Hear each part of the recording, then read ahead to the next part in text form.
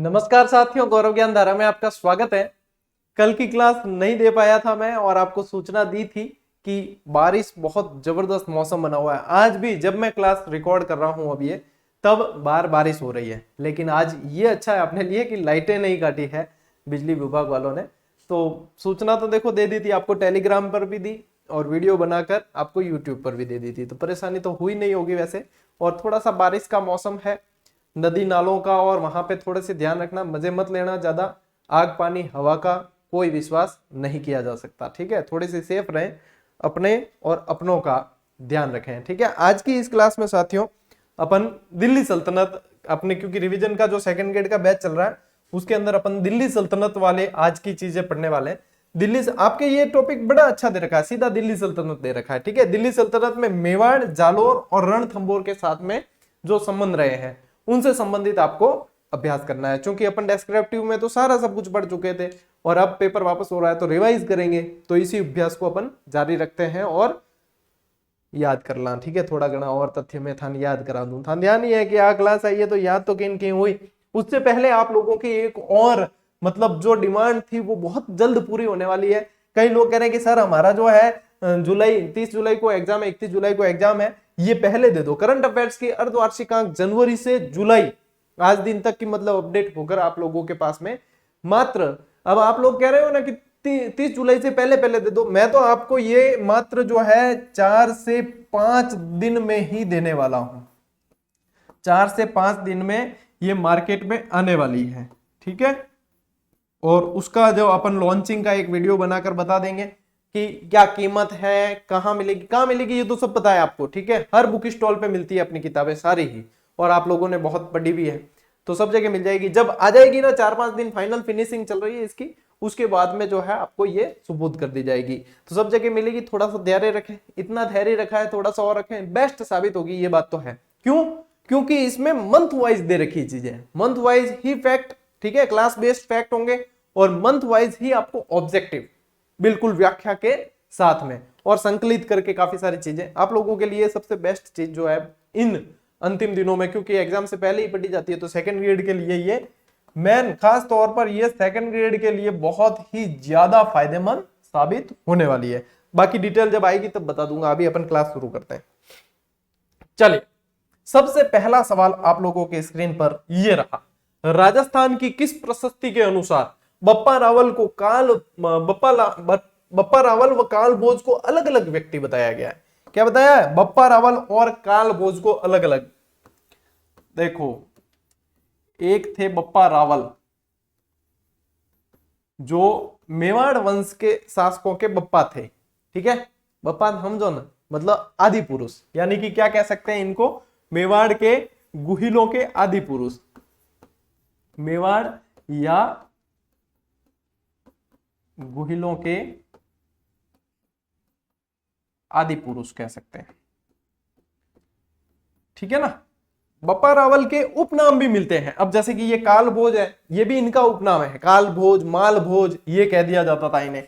और इनको उपाधि भी दी गई, एक तो चकवे, चकवे कहा जाता था, और इन्हें कहा जाता है राजस्थान का, बताइए क्या, चार्ल्स, क्या चार्ल्स, चार्ल्स मार्टल, राजस्थान का चार्ल्स मार्टल कहा जाता है।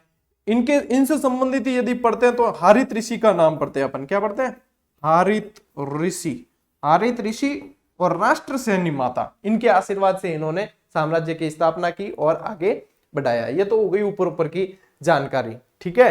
प्रश्न क्या है कि किसके अनुसार ये अलग अलग व्यक्ति थे, ठीक है। बाकी में तो क्या इनका ही उपनाम है तो ये बताया, लेकिन एक प्रशस्ति ये कहती है कि ये अलग अलग थे।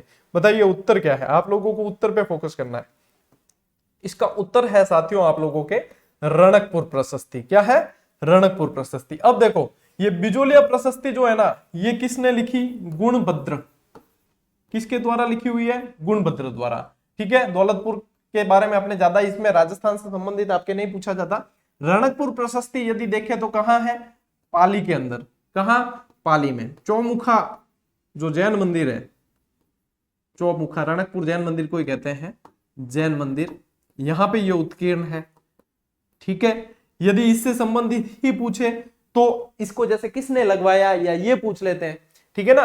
इसको यदि ये पूछते हैं आपको कि किसने लगवाया या शिल्पी कौन था, तो शिल्पी था देपाक। कौन था शिल्पी?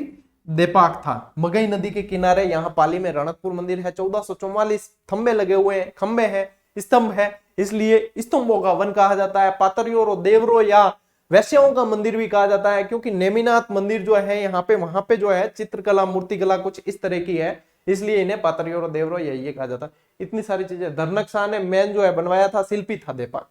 वाह, इतनी घनी हुण भी लियो ध्यान तो याद रह जाए काफी। रणकपुर प्रश्न बहुत आया करे, त्रिलोक्य दीपक या फिर नलिनी गुल्म कहा जाता है। और मतलब सारा ही रिवीजन, रणकपुर नाम आते ही मैंने आपके रणकपुर का सारा रिवीजन करवा दिया। फिर देखो ये कुंभलगढ़ प्रशस्ति। कुंभलगढ़ प्रशस्ति जो है ना, ये कान्ह व्यास द्वारा उत्कीर्ण है। किसके द्वारा? कान्ह व्यास इसके रचयिता है। कान्ह व्यास 1460 की बात है, ये तब के उत्कीर्ण है। तो ये आपके लगभग एक प्रश्न के अंदर एक प्रश्न उठाया है और एक प्रश्न में 10 फैक्ट को कवर किया है, गिन लेना। ठीक है, चलिए आगे बढ़िए और लीजिए स्क्रीनशॉट। और ये स्टोरियां मैंने आपको बहुत सुना रखी है, आरित ऋषि वाली, और कभी और भी सुना देंगे। ठीक है, नेक्स्ट प्रश्न पे फोकस करें। किस शासक के समय इल्तुतमिश ने मेवाड़ पर आक्रमण किया? देखो सल्तनत काल है ना, सल्तनत में एक चीज याद रखना, सल्तनत, दिल्ली सल्तनत। ठीक है, दिल्ली के ऊपर जो सुल्तानों ने शासक किया, अब शासन किया है, इनके बाद में आए मुगल भी आए हैं। ठीक है, दिल्ली सल्तनत यानी कि यहां से लगाकर अपन पढ़ते हैं। यदि यहाँ पे दिल्ली पे शासन की बात करें तो एक ही ट्रिक याद रखनी है, बहुत आसान है, बार बार बताई है आपको। गुलाब खिले, अब गुलाब खिलेंगे तो क्या करोगे आप? गुलाब खिले तो सूंघ लू महक। ठीक है, सूंघ लू महक, ये याद कर ही लेना, क्योंकि ये बार बार हर जगह काम आती है। ये बहुत बढ़िया शानदार ट्रिक है, हर जगह काम आती है और इसमें से अपने बहुत सारी आसानी हो जाती है। अब क्या है, यहां से गुलाम वंश, भाई मोहम्मद गोरी यहां से गया, फिर कुतुबुद्दीन ऐबक को छोड़ के गया, उसका गुलाम था, फिर इल्तुतमिश, फिर इस तरीके से आगे बढ़ते ही गए, तो ये आगे गुलाम वंश। ठीक है, गुलाम वंश के बाद में आएंगे आपके खिलजी वंश। खिलजी वंश आ जाएंगे, अलाउद्दीन, जलालुद्दीन खिलजी, अलाउद्दीन खिलजी। ये देखो खिलजी ने आक्रमण, अलाउद्दीन ने तो कितने आक्रमण किए हैं दिल्ली सल्तनत में, अपन ज्यादातर यही पढ़ते हैं। ठीक है, फिर इसके बाद में आ जाएगा आपके तुगलक, तुगलक वंश, इस तरह से तुगलक वंश। यहां से सैयद, सैयद हालांकि कम ही समय तक थे लेकिन थे बीच में सैयद। फिर यहां से लोदी वंश, इब्राहिम लोदी वगैरह। फिर लोदी, इब्राहिम लोदी को हरा के फिर कौन आ गया था? बाबर आया था। तो यहां से ये महक जो है बाबर को आ गई थी, और ये आ गए आपके मुगल, ये हो गए मुगल। तो इस तरीके से दिल्ली सल्तनत के शासकों, वंशों का आप क्रम बहुत आसानी से याद रख सकते हैं। ठीक है ना, याद बहुत आसानी से रख सकते हैं। ठीक, चलिए तो अब इस प्रश्न का उत्तर दीजिए, किस शासक के समय इल्तुतमिश ने मेवाड़ पर आक्रमण किया? ठीक है, बताओ। देखें, जैत्र सिंह, रण सिंह, श्याम सिंह, सामंत सिंह। देखो इसमें से ये जो सामंत सिंह है, ये सामंत सिंह मोहम्मद गोरी के विरुद्ध, मोहम्मद गोरी के विरुद्ध कौन लड़ा था? पृथ्वीराज।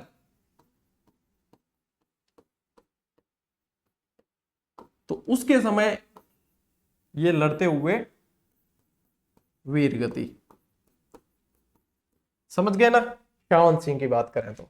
अच्छा, बात करें अपन रण सिंह और क्षेम सिंह की, तो ये देखो ये जो रण सिंह है, इसके समय यूं समझ लो कि एक रण हो गया और मेवाड़ जो है दो शाखाओं में बट गया। ठीक है, रण सिंह के समय दो शाखाओं में बटा है।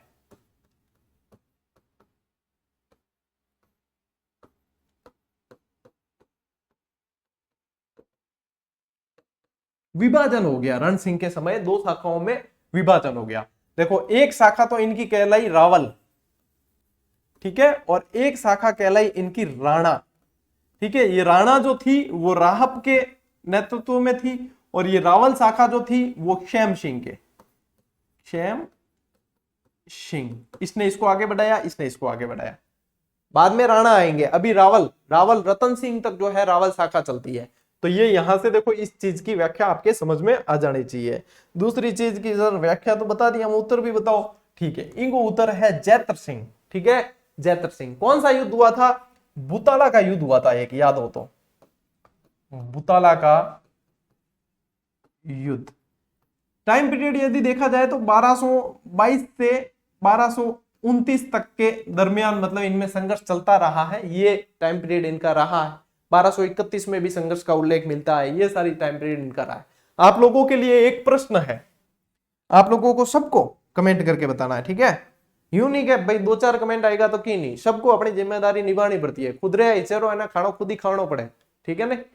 एक कमेंट करके बताना है कि जैत्र सिंह के वीर सेनापति 2 जने थे, ठीक है। वीर सेनापति कौन थे, बोलो बोलो जल्दी जल्दी, कौन थे ये। अच्छा, लाइव चैट में नहीं करना है, ठीक है।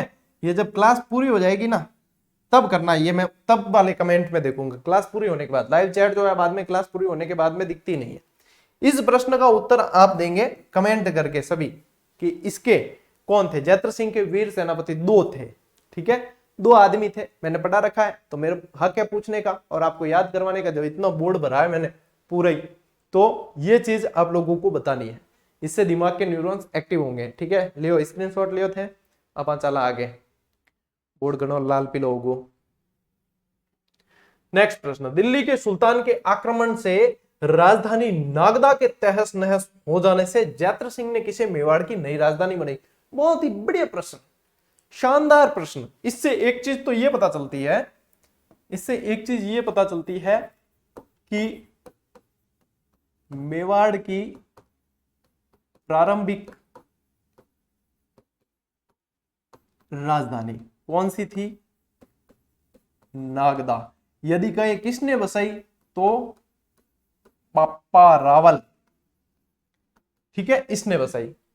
अब इसके बाद में राजधानी जो है चेंज होने का क्रम बहुत चला है, ठीक है। अब राजधानी चेंज होने का क्रम फिर आपको मैं एक ट्रिक देता हूं यहां, जो मैंने वन लाइनर में भी दे रखी है, क्लास में भी दी थी पहले, ठीक है। बहुत आसान और बहुत शानदार है। नाग की आंच से ऊंचे उठो, ऊंचे उठो। ये क्या है, ये आपको तभी याद रखनी है जब आपको क्रम याद रखना है राजधानियों का, कि कौन सा क्रम इसका रहा है मेवाड़ की राजधानियों का, ठीक है। तब देखो फिर क्रम याद रखना है, तब ये क्या आ जाएगी, सबसे पहले आ जाएगी नागदा। सबसे पहले राजधानी कौन सी आ जाएगी, नागदा। नागदा के बाद में आपको ध्यान रखना है राजधानी आएगी आहड़। कौन सी आएगी, आहड़। और इसको किसने बसाया, आहड़ को राजधानी किसने बनाया, अल्लट ने बनाया। कौन, आलू राव भी कह देता कई बार, ठीक है, अल्लट बनाई, अल्लट। अच्छा, अल्लट के बाद में ये आया है च। इस च से बताओ क्या लेंगे अपन, चावंड लेंगे कि चित्तौड़ लेंगे। यहाँ पे लेंगे चित्तौड़। क्यों, क्योंकि चावंड तो 1585 की बात है, अकबर के टाइम और महाराणा प्रताप के टाइम की बात है। तो यहाँ पे तो पहले तो चित्तौड़ है जो मुख्य अपने दिमाग में रहती है, तो यहां से क्या आएगी, चित्तौड़। क्या आएगी, चित्तौड़, ठीक है। फिर आ जाओ आगे, फिर यहां से उदय सिंह आ जाएंगे और उदयपुर को बसाएंगे, तो यहां से आ जाएगी उदयपुर। फिर यहां पे आ जाओ आप, फिर यहां आ जाओ चावंड, ठीक है। इस दरमियान एक आपातकालीन संकटकालीन राजधानी, आप आपातकालीन राजधानी कह सकते हो आप, आवरगढ़ को बनाया था कुछ समय के लिए, आवरगढ़ को भी बनाया गया था। तो यहाँ पे ये सारी जो है आपको ये राजधानियों का क्रम याद रखने के लिए, ठीक है। अब देखो यहाँ पे चावंड तो आ गई महाराणा प्रताप के समय, ये आ गई उदय सिंह के समय, आहड़ आ गई आपको बताया कि अल्लट के समय, ठीक है। आहड़ किसके समय आई, अल्लट। अच्छा, आप हरी वाली दिखे है कि थोड़ी कोजी दिखे है क्या, हाँ, अल्लट के समय, ये ठीक है ना। अल्लट के समय आहड़ आ गई और नागदा बापा रावल है ही, और यहाँ पे इसका उत्तर जो है वो चित्तौड़गढ़ है। यहाँ क्या पूछा है, राजधानी नागदा तहस हो जाने पर किसको राजधानी बनाई, तो चित्तौड़गढ़ को बनाई। क्योंकि आहड़ को किसने बनाई, अल्लट ने। अल्लट के अंदर दो तीन चीजें याद रखनी है।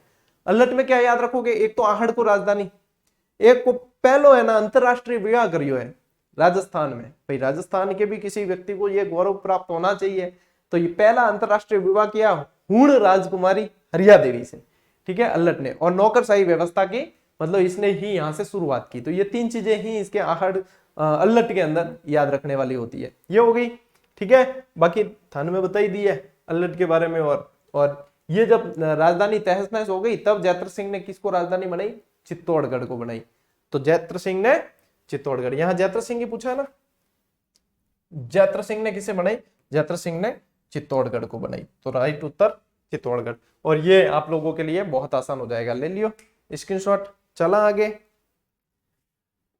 चलिए भैया नेक्स्ट 1253-54 में या 53-54 के दरमियान दिल्ली के सुल्तान गयासुद्दीन बलबन, दिल्ली के सुल्तान गयासुद्दीन बलबन ने मेवाड़ पर आक्रमण किया। इस समय मेवाड़ का शासक कौन था? बलबन के समय मेवाड़ का शासक कौन था? ठीक है, तेज सिंह, जैत्र सिंह, समर सिंह या सामंत सिंह? बताओ। देखो ये जो समर सिंह है ना, इसको मतलब इस शक्तिशाली शासक माना जाता था ये। तो इसको क्या कहा जाता था? शत्रुओं की शक्ति का अपहर्ता, शत्रुओं की शक्ति का अपहर्ता कह देते थे इसको। ठीक है, और क्या एक चिरवा लेख के अंदर और कह दिया गया, ये तो ये एक और इसके बारे में कहा जाता है चिरवा लेख के अंदर। वो क्या कहा है कि शत्रुओं के संहार में,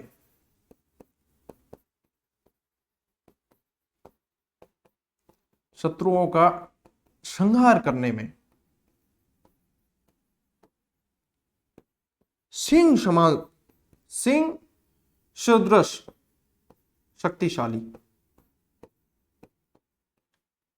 शक्तिशाली व शूर। ठीक है, ये भी इसके बारे में कहा गया है। ठीक है, तो ये थोड़ा समर सिंह के बारे में ध्यान रखना। सामंत सिंह के बारे में मैंने आपको पहले बता ही दिया। ठीक है, यहाँ पे क्या पूछा है? जैत्र सिंह के बारे में भी अपन ने चर्चा कर ली। और यहाँ पे पूछा है बलबन के समय। तो बलबन के अंदर देखो शब्द है बल। ठीक है, बल, बल क्या होता है? बल बहुत तेज होता है। बल क्या होता है? बल बहुत तेज होता है। उत्तर क्या आएगा? तेज सिंह। क्या आएगा? तेज सिंह। अच्छा, तेज सिंह के बारे में भी एक जानकारी और सुनो।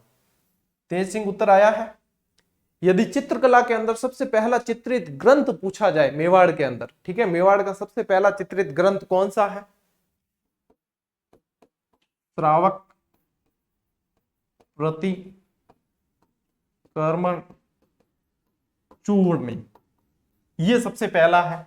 ये जो है ना, ये इसी के समय तेज सिंह के समय ही चित्रित किया गया। और इसको चित्रित करवाया किसने? कमल चंद्र ने, कमल चंद्र द्वारा।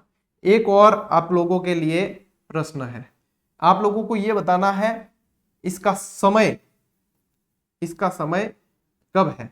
ये दो प्रश्न जो मैंने आप लोगों को दिए हैं, ये आप लोगों को कमेंट करके बताना है। अभी लाइव चैट में नहीं, लाइव चैट में थम जाओ, थोड़ा क्लास पूरी हो जाए बिंगे बाद में कमेंट कर बताना है। ठीक है, एक तो इंगो समय श्रावण प्रतिक्रमक सूत्र चोड़नी। ठीक है, और एक आगे पूछ लियो जैत्र सिंह के समय दो सेनापतियां जैत्र सिंह राम, बहुत ही स्वामी भक्त और वीर, उनके नाम बताना है। ठीक, आई बात समझ में? पल्ले पड़ गई? ले स्क्रीनशॉट बड़ा आगे। हाँ, मतलब एक एक प्रश्न में याद करा रही हूं कि क्या है, सिर्फ प्रैक्टिस नहीं, प्रैक्टिस के आगे याद भी करना जरूरी है।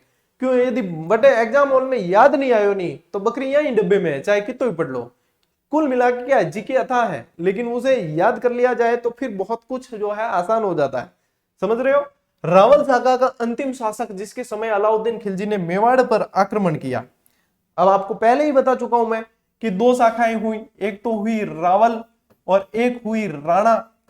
ठीक है, जब ये रावल शाखा का अंतिम पूछा, यानी इसके बाद में रावल शाखा हो जाती है खत्म और उसके बाद में शुरू होती है राणा शाखा। ठीक है, जो महाराणा प्रताप, कुंभा आप पढ़ते हो, ये सब राणा शाखा से संबंधित है।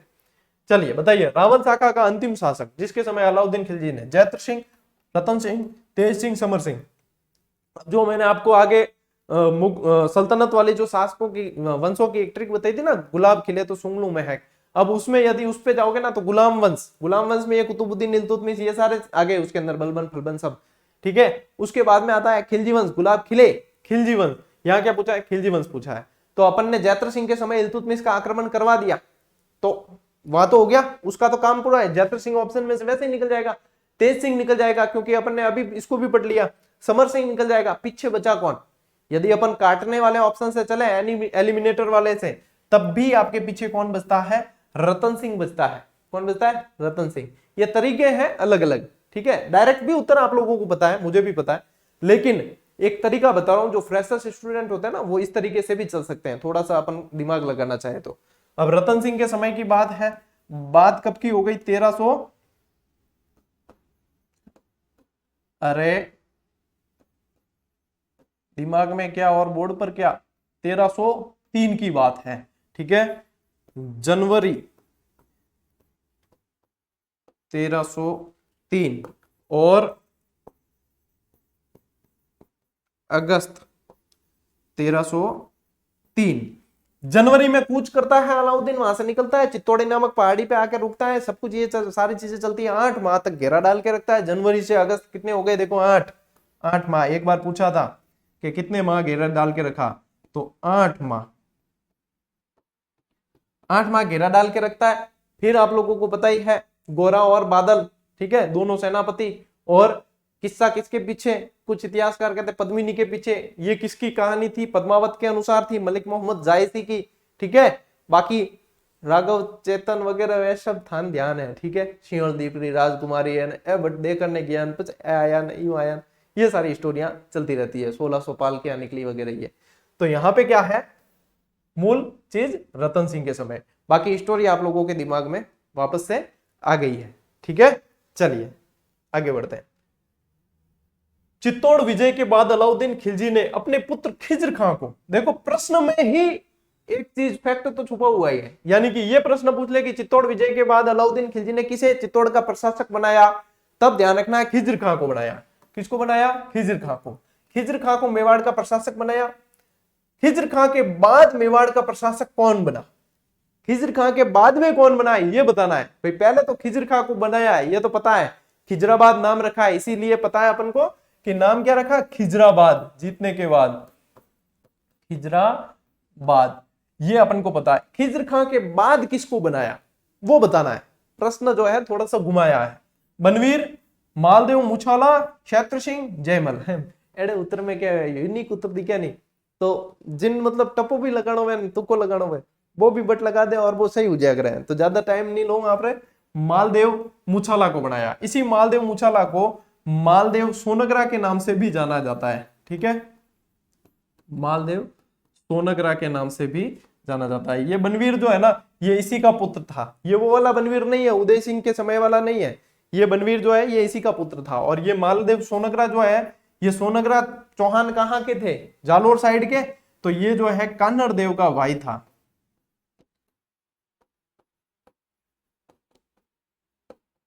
कान्हड़ देव का भाई था, ठीक है।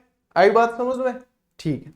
चलो नेक्स्ट, सिंगोली का युद्ध किन के मध्य हुआ। अब देखो, अब वापस इस पे आपको उसी तरीके से जाना है जो आपको मैंने सल्तनत काल वाली ट्रिक बताई थी। कैसे कि देखो किसके मध्य हुआ, नसीरुद्दीन मोहम्मद तुगलक या और राणा हमीर के मध्य, फिरोज शाह तुगलक और राणा हमीर के मध्य, मोहम्मद बिन तुगलक या राणा हमीर के मध्य, और जलालुद्दीन खिलजी और राणा हमीर के मध्य।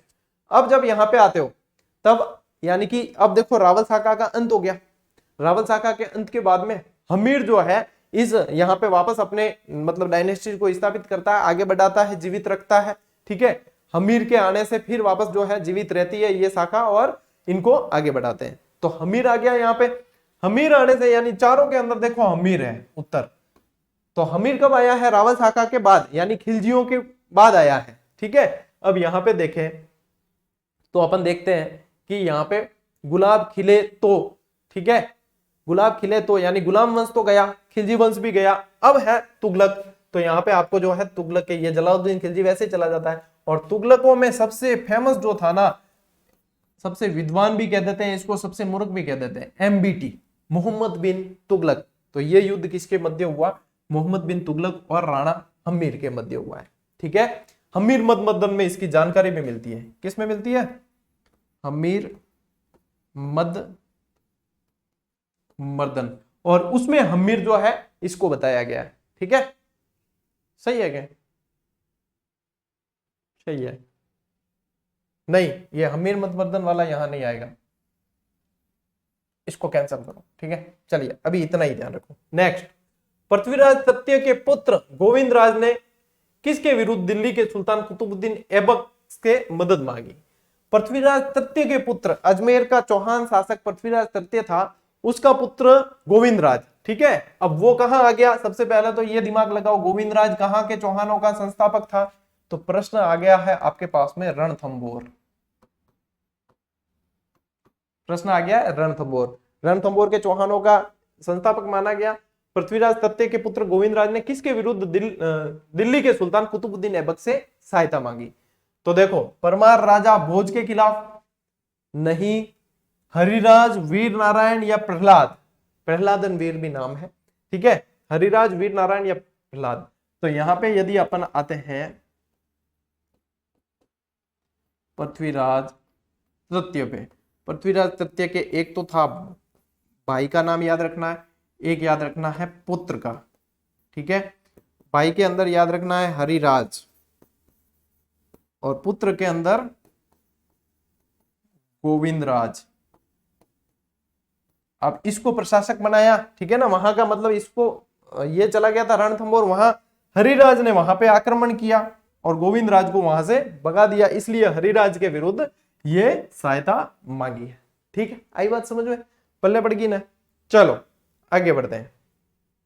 रणथंभौर का वह शासक जिसे इल्तुतमिश ने धोखे से मरवा दिया, रणथंभौर का वह शासक जिसे इल्तुतमिश ने धोखे से मरवा दिया, वीर नारायण, गोविंदराज, हरिराज या वल्हण। ये प्रश्न ऐसे हैं, देखो अपन तो सीधे चले जाते, रणथंभौर आया तो हम्मीर देव, ठीक है, दिल्ली सल्तनत में या रणथंभौर में सीधा वही पढ़ते ज्यादा।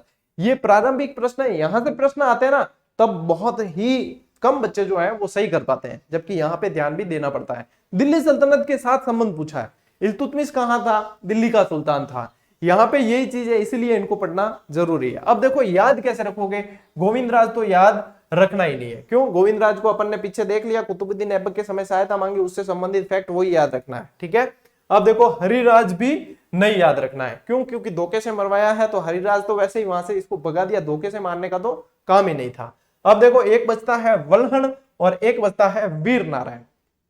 धोखे से किसको मारा जाएगा, जो बहुत वीर होगा, जो डायरेक्ट नहीं मार पाते अपन उसको धोखे से मारना पड़ेगा, तो वीर नारायण को मरवाया, किसको, धोखे से, वीर नारायण। अब यदि किसी ने हिस्ट्री ढंग से पढ़ी है तो उसको यह भी पता होगा कि वीर नारायण के समय भी इल्तुतमिश ने आक्रमण किया था और वल्हण के समय भी किया। तब आप लोगों को ध्यान रखना है कि देखो कोई बल्लण देवे नहीं, पहली बार बल्लण किंदी, बल्लण समझो ना, परेशानी होती है कि कोई पहली बार बल्लण दी इल्तुतमिश, तो वो वल्हण टाइम, यानी पहली बार इल्तुतमिश का आक्रमण हुआ वो वल्हण के समय हुआ, और धोखे से मरवाया किसको, वीर नारायण को, यानी याद रहे जी। ठीक है, ओके, चलिए आगे बढ़ते हैं। किस शासक के विरुद्ध सुल्तान नासिरुद्दीन महमूद ने रणथंभौर अभियान शुरू किया, देखो किस शासक के विरुद्ध सुल्तान नासिरुद्दीन महमूद ने रणथंभौर अभियान शुरू किया, वाघभट्ट, गोविंदराज, जयसीमा या वल्हण। अब वल्हण के बारे में अपन भी पढ़ के आए, इल्तुतमिश के समय पहली बार आक्रमण के बारे में अपन पढ़ चुके, ठीक है, गोविंदराज भी पढ़ चुके। ये वाघभट्ट के बारे में मैं बता दूं, इसके बारे में यदि पूछेंगे ना तो ये पूछेंगे रजिया ने अपने सेनापति को भेजा,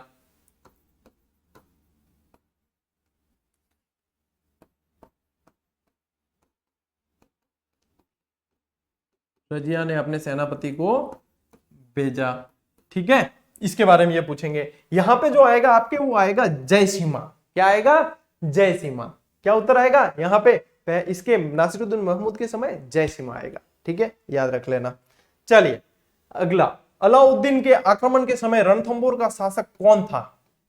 अलाउद्दीन ने जब आक्रमण किया, अलाउद्दीन खिलजी ने, देखो अलाउद्दीन से पहले जलालुद्दीन ने किया है। जलालुद्दीन अलाउद्दीन के चाचा जी भी थे और ससुर जी भी थे। ठीक है, अलाउद्दीन से पहले जलालुद्दीन, लेकिन यहां पे क्या पूछा है, अलाउद्दीन। तो उसके समय कौन था, हमीर देव, जयसीमा, गोविंदराज या वल्हण। तो आप सभी को पता है हमीर देव चौहान है। सिंह पुरुष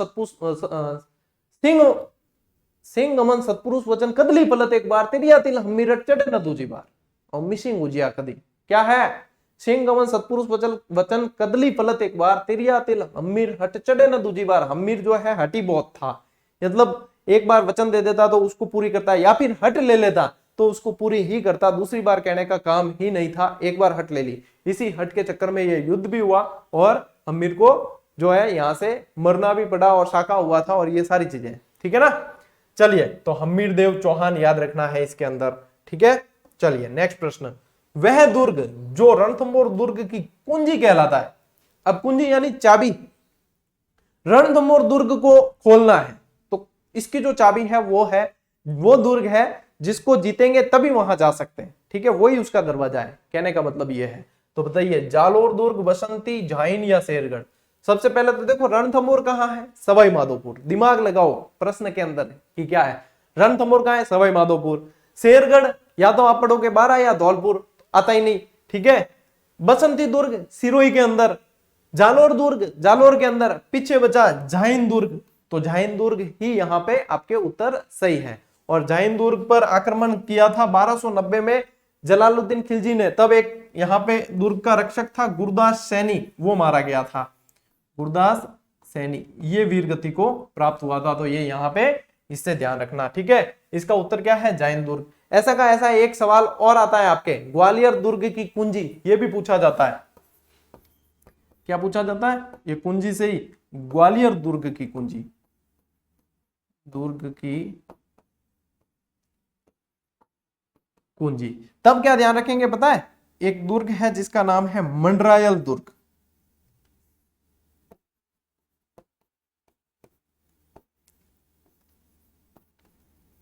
मंडरायल दुर्ग करौली के अंदर है, ये है ग्वालियर दुर्ग की कुंजी, पूछ ले, ध्यान रख लेना।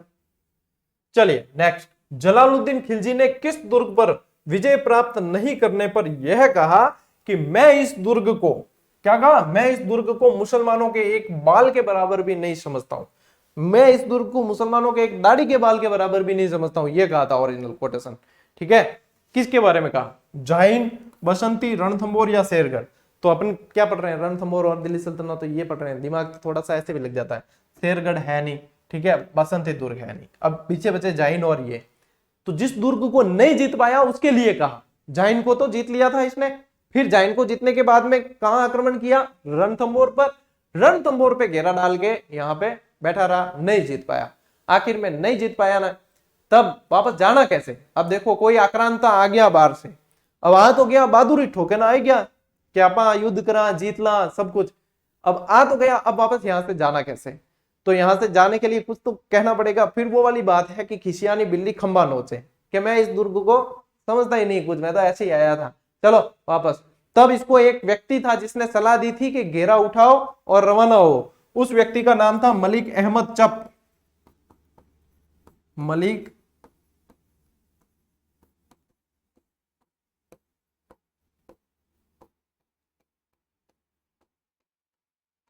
घेरा उठाने की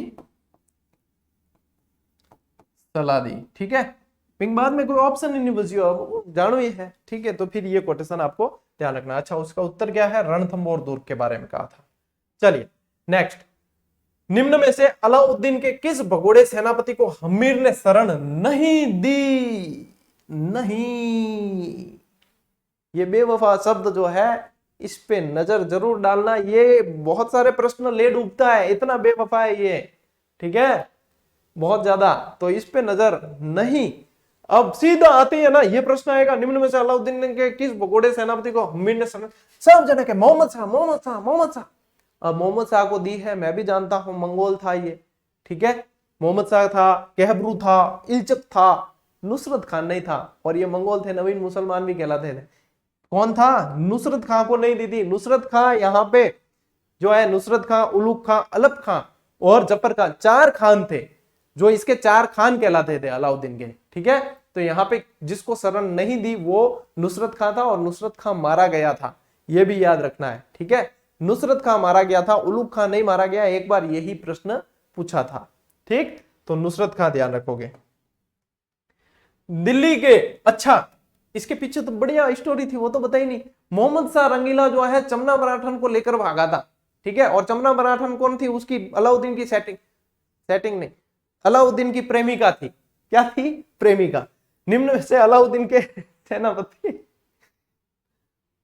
इसकी प्रेमिका थी चिमना मराठन, ठीक है, और मोहम्मद शाह इसको लेकर भाग गया था, और उसके बाद में शरण में चला गया किसके, हम्मीर के वहां शरण में जाने पर फिर उसने कहा कि मुझे इसको वापस दे दो, इसने दिया नहीं और युद्ध हुआ, ठीक, आई बात समझ में। हम मन ध्यान है वो एक शब्द चक्कर में थे, इस सवाल ने कभी नहीं भूलो। ठीक है, चलिए नेक्स्ट। दिल्ली के सुल्तान इल्तुतमिश व नसरुद्दीन महमूद के आक्रमण के समय जालोर का शासक कौन था? उदय सिंह सोनगरा, चाचिक देव, सामंत सिंह या कन्नड़ देव? बताओ, देखे फटाफट उत्तर। ये प्रश्न बहुत अच्छा है और ये प्रश्न है ना कॉलेज व्याख्याता के अंदर जो थर्ड पेपर आता है राजस्थान जी के संबंधित, उसमें बना हुआ है, बहुत शानदार। काफी सारे बच्चों के ये प्रश्न गलत हुआ था। बताओ, दिल्ली के सुल्तान इल्तुतमिश और नसीरुद्दीन महमूद के आक्रमण के समय जालोर का शासक कौन था? ज्यादातर क्या करते हैं, कन्नड़ देव पे नजर रखते हैं। देखो, ये उदय सिंह सोनगरा है ना, इसका पुत्र है चाचिक देव, चाचिक देव का पुत्र है सामंत सिंह, सामंत सिंह का पुत्र है कन्नड़ देव, और कन्नड़ देव के बाद में वीरम देव। ठीक है ना, ये चीज। तो अब इसमें से बताना है कौन है। तो यहां पे कुछ भी नहीं करना है,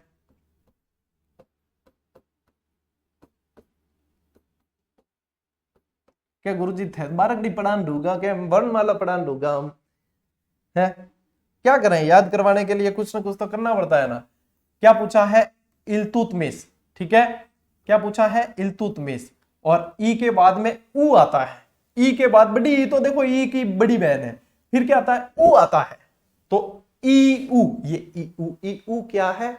ये ई ऊ, ई ऊ का मतलब इल्तुतमिश का आक्रमण उदय सिंह सोनगरा के समय हुआ है। बस इतो याद रखना है, ज्यादा मौसम भले ही हो रही हो लेकिन ज्यादा रोमांटिक होने की जरूरत नहीं है। उदय सिंह सोनगरा के समय, ये याद करवाने के लिए तरीका है एक। ठीक है, कि कभी भी ये सवाल, ऐसा सवाल आ गया, मजाल है जो आप ऐसे सवाल को भी गलत करके आ जाओ, ये वर्णमाला याद आ जाएगी आपको सीधी सीधी। ठीक है, चलो आगे। अलाउद्दीन के जालोर पर पहले आक्रमण के समय जालोर, अलाउद्दीन का क्या है प्रश्न? अलाउद्दीन के जालोर पर पहले आक्रमण के समय जालोर का आना चाहिए यहाँ, जालोर का अलाउद्दीन की करे, आज के गड़बड़ हो रही है। अलाउद्दीन के जालोर पर पहले आक्रमण के समय जालोर अलाउद्दीन का सेनापति था, जालोर में अलाउद्दीन का सेनापति कौन था? अच्छा, इस प्रश्न के अंदर टाइपिंग मिस्टेक है, मैं आपको बताता हूं कि प्रश्न क्या कहना चाहता है। कि अलाउद्दीन का जब जालोर पर आक्रमण किया पहला, उस समय अलाउद्दीन का सेनापति कौन था? ठीक है, ये है ऐन उल मुल्क मुल्तानी, गुले बिस्त, कमालुद्दीन गुर्ग या इनमें से कोई नहीं। ये ऑप्शन ने तो फोटो ही करना पहला ही, ये ऑप्शन तो इतनी मेहनत करके क्लास ले रहे हैं तो ये तो होगा नहीं। ऐनुल मुल्क मुल्तानी, गुलेबिस्त, गुलेबिस्त जो है फिरोजा की दायमा थी, नौकरानी कह सकते हो इसकी। ठीक है, अलाउद्दीन की और फिरोजा की, फिरोजा जो थी उसकी दायमा थी। कमालुद्दीन गुर्ग, इसने भी आक्रमण किया था, इस गुर्ग शब्द का अर्थ होता है बेड़िया। ठीक है, इसने भी आक्रमण किया, लेकिन इसने किया था 1308 में, और ये जो पहला आक्रमण हुआ है वो 1305 में हुआ है। वैसे तो इसके नाम में क्या आता है? एन, के एन वक्त पे किया होगा, लेकिन किया प्रारंभ में। तो सबसे पहले किसने किया है? 1305, ऐनुल मुल्क मुल्तानी ने। ठीक है, फिर बाद में कमालुद्दीन गुलेबिस्त भी आती है, कमालुद्दीन गुर्ग भी आता है, ये सारे आते हैं। ठीक, तो इस तरीके से याद रख लेना। जालोर दुर्ग का गद्दार कहा जाता है किसे? देखो, गद्दार में आपको 2-3 जगह याद रखने, एक तो किसका? जालोर का, तो यहां पे बता ही रहे हैं आपको। एक याद रखना सिवाना का, जालोर से पहले सिवाना पे आक्रमण किया था, सिवाना का। एक ध्यान रखें आप रणथंभौर का। ठीक है, ये तो आपको याद रखने ही रखने हैं सबको। तो यहाँ पे जालोर दुर्ग का कौन था? बीकादैया, बावले पंवार, रणमल व रतिपाल या इनमें से कोई नहीं? बताओ, खड़गांव उत्तर आना चाहिए ये। देखो, ये रणमल और रतिपाल जो है ना, ये रणथंभौर के थे। इसके इनके साथ में एक सर्जन शाह भी था, जिसने आटे के अंदर जो हड्डियां वड्डियां मिला दी थी वो। फिर बात करें बावले पंवार, तो ये था सिवाना का, और बीकादैया ये था जालोर का। तो उत्तर क्या होगा? बीकादैया। ठीक है ना, वो कच्ची पाल बता दी थी इसने दुर्ग की कहां होती है, वहां पे फिर राई उगा कर देखा और राइयों ना भाव राते बीता, ये कहानी यहीं से चली थी। इसके पत्नी ने ही इसको फिर मार दिया था। ठीक है, चलिए नेक्स्ट। जालोर दुर्ग का साका हुआ कब? 1301, 1303, 1308 या 1311? बताओ, चारों ही डेट पर एक एक साका हुआ है। ठीक है, चारों ही डेट पर हुआ है। तो देखो, 1301 की यदि बात करें तो यहां पे हुआ रणथंभौर, रणथंभौर। ठीक है, हमीरदेव तो था ही, रंग देवी और इनकी बेटी देवल देव, पदमला भी कह देते हैं जिसको। 1303 की बात करेंगे तो चित्तौड़ का प्रथम साका, चित्तौड़ का प्रथम साका। 1308 की यदि बात करेंगे तो सिवाना का, जैतल देवी ने जौहर किया था, सिवाना का, ठीक है। और 1311 की बात करेंगे तब यह है जालोर का, जालोर में किया था जैतल देवी ने, जैतल देवी। यहां पे किया था मैणा दे ने, मैणा दे ने, ठीक है ना, ठीक है। यहां पे किया था पद्मिनी। मैं सबके आपको क्या, पद्मिनी, जिन्होंने जौहर किया वो याद दिला रहा हूं, ठीक है ना। यहां किया रंग देवी, ठीक है। तो इससे क्या होगा कि आप लोगों के काफी सारी चीजें साथ साथ में क्लियर होती चली जाएगी, ठीक है ना। चलिए, आई बात समझ में, सारी सब कुछ ही देखो, रिवीजन पूरा ही रिवीजन लगभग, हाँ पूरा ही रिवीजन हुआ है। इसे कर देते हैं अपन सेव, सेव हो जाए एक बार।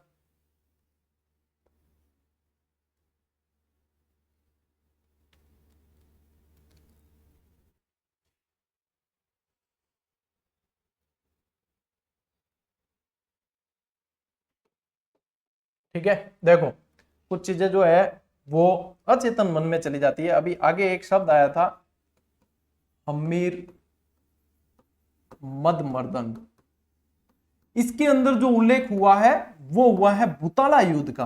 किसका हुआ है? भूताला। आप देखो वापस दिमाग में आ गया, अर्धचेतन में चला जाता है कई बार। भूताला युद्ध का हुआ और इसके अंदर हम्मीर जो है वो इल्तुतमिश को बताया गया है कि हम्मीर के मद का मर्दन किया, इल्तुतमिश को बताया। वहां पे था, मैं कहां पे थोड़ा सा मिस हो गया था दिमाग से। चलो हाथों हाथ क्लास में ही, ठीक है, चीजें याद आ जाती है, बढ़िया, ठीक है। चलिए अब आगे जो है ये, इसके अंदर एक चीज करना, यहाँ पे इसके अंदर एक चीज लिखी हुई नहीं है, एक चीज यहाँ पे ध्यान रखना, इसकी जो वैलिडिटी, वैलिडिटी है इसको कर देना टिल नेक्स्ट एग्जाम या दिसंबर 2024। समझ रहे हो इस बात को? दिसंबर 2024 का मतलब है अभी भी 1.5 साल, और 1.5 साल के बाद भी टिल नेक्स्ट एग्जाम, यानी ये जुलाई वाला एग्जाम नहीं, इसके अलावा जो दूसरा एग्जाम होने वाला है। क्यों? ये सेकंड ग्रेड और फर्स्ट ग्रेड दोनों की, यानी कि जीके के अंदर पूरी ही कमांड, हर प्रश्न और बेहतरीन तरीके से, ठीक है। और इतने समय तक ये जो है इनमें, अब ये इसके अंदर यही चीजें हैं कि देखो, जब अभी सेकंड ग्रेड का जो 40 रुपए में 15 पेपर वाला मॉडल पेपर था, उसको भी हमने सोल्ड आउट टैग कर दिया। आप उसको ज्वाइन नहीं कर पा रहे हो, आप नहीं कर पा रहे हो, क्यों इंतजार करते हो इतना, जब आपको इतनी बार बता दिया जाता है। फिर सैकड़ों मैसेज आ गए, सैकड़ों, ठीक है, कोई 100-50 नहीं, बहुत सारे मैसेज आ गए। तो इतने समय जब आपको कहा था, ये आप लोग समझते नहीं हो कि ये एक सेवा की तरह है। यदि और कोई इस तरीके से, इस पैटर्न पे जिस तरीके से हम दे रहे हैं, जिस तरीके से आपको ऐप में प्रेजेंटेशन मिलती है, जिस तरीके से आपको पूरा टेस्ट एक साथ खुलता है, जिस तरीके से आप कभी भी अटेंड करो आपकी रैंक दिखती है, चाहे आप आज करो चाहे 10 दिन बाद करो, आपको रैंक दिखती है। तो सारी चीजें हैं, ये सारी जो है सब देखो आपके अनुसार दे रखी। फिर समय लगाते हो, फिर बाद में जब उसकी सीटें फुल हो जाती है, हम बंद कर देते हैं, फिर कहते हो हमें ज्वाइन करनी थी। जो भी टेस्ट सीरीज ऐप पर चल रही है, आप ज्वाइन करना चाहते हो, टॉपिक वाइज ये इस तरीके से बना रखी है कि अभी ज्वाइन करके अभी साथ साथ में अभ्यास करें, ठीक है, सीधी सी बात। जो जिसमें आपका हित होता है वो चीजें हम बार बार आपको बता देते हैं, फिर भी आप लोग ध्यान नहीं देते हो। बाद में आप कमेंट करते हो लगातार, सर टेक्निकल टीम ने पढ़ा, मैसेज कर दिया था हजारों, सर हमें ज्वाइन करनी। अरे ज्वाइन करनी तो हमने कितनी बार आप लोगों को बताया कि भैया आज रात 12 बजे तक कर लेना, सोल्ड आउट हो जाएगी। इसके अलावा भी दूसरी में भी जब हमारी कैपेसिटी पूरी हो जाएगी तो हम उसे सोल्ड आउट कर देते हैं, फिर आप ज्वाइन नहीं कर पाते समय पे। भाई 1.5 साल तक आपके रहेगी ना अंदर, और इसमें क्या है, 2 मक्की के भुट्टे मत खाना, चौमासे के अंदर आपकी टेस्ट सीरीज ज्वाइन हो जाएगी। बस अभ्यास पूरे साल का हो रहा है, इससे ज्यादा और क्या लोगे, बच्चे की जान लोगे क्या? नहीं ना। तो फिर बस ज्वाइन जिसको करनी है समय पे करें, जो भी टेस्ट सीरीज ज्वाइन करनी है, इंतजार किसी की नहीं करनी, बातों में किसी की नहीं आना। बेस्ट है वो बेस्ट ही रहेगा, परिणाम बताते हैं, हजारों सिलेक्शन दिए हैं इन सब के माध्यम से। तो बस सीधी सी बात है, किसी को पूछने का क्या काम, भाई बाबूजी ने पूछा ना, काम नहीं है, सीधी सीधी है, साफ दिखे सबने, ठीक है। चलिए मिलते हैं अगली क्लास में। इस क्लास को देखने के लिए बहुत बहुत धन्यवाद, ठीक है। हालांकि आप धन्यवाद हमें देते हो क्लास देने के लिए, हम भी धन्यवाद आप लोगों को देते हैं। और क्लास के अंदर जो 2-3 प्रश्न आप लोगों को दिए उनके कमेंट अब ये क्लास पूरी होने के बाद में करने हैं, ठीक है। चलिए मिलते हैं अगली क्लास में, अगले वीडियो में। तब तक के लिए राम राम, जय हिंद।